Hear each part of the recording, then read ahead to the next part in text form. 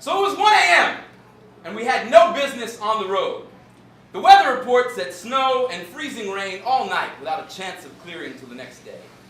When we set off from Providence, the storm was already coming down so hard we couldn't see more than 15 feet in front of the van.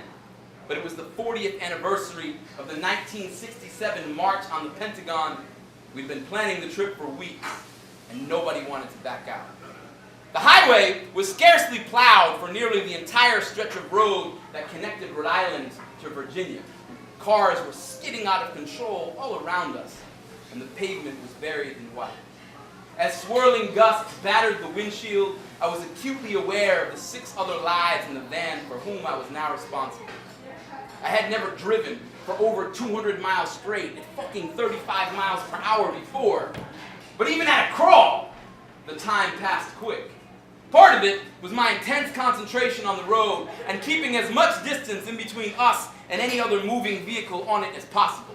Part of it was everyone talking about the war, and part of it was just a very tangible sense of mission. We were all invested in something we believed in, and it felt important. We saw many accidents. The saddest ones were the flipped-over semi-trucks, mangled and twisted. All I could think was, fuck.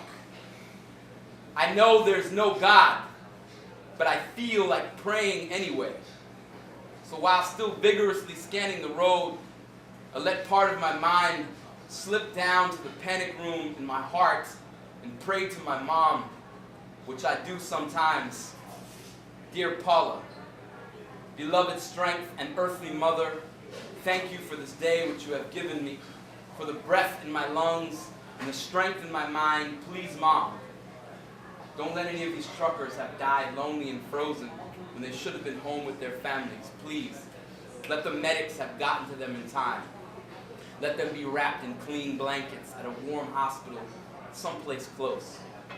I prayed for no more accidents for anyone. I prayed for an end to war and occupation. Prayed for the mothers and the children and the families destroyed by the bullets and bombs my tax dollars paid for. The landscape crawled past outside my window, and I continued to regard the ice-covered highway with open suspicion. I gave the wheel over to Alan someplace in Jersey. Tried to sleep without much success. We split toll fare and took turns pumping gas. Being in those truck stops reminded me of being on tour. Waking up in some strange place in the middle of the night, not knowing what time it is or even what state you're in. I thought of Tom and I thought of Francis, their faces clear in my mind. I wondered if their plane had landed in Texas yet. If they thought of me when they were out on the road. The road is a monster, Frank says.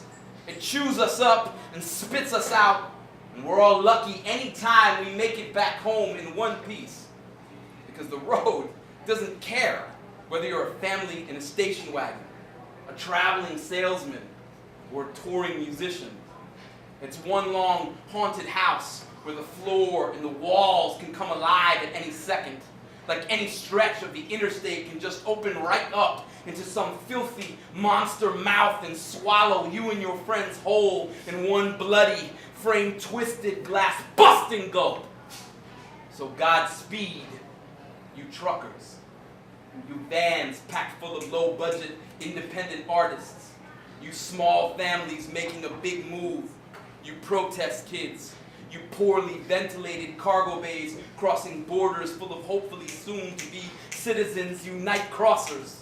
May the giant remain asleep beneath your tires, and your destination meet your expectations like a victory riot at dawn. Amen.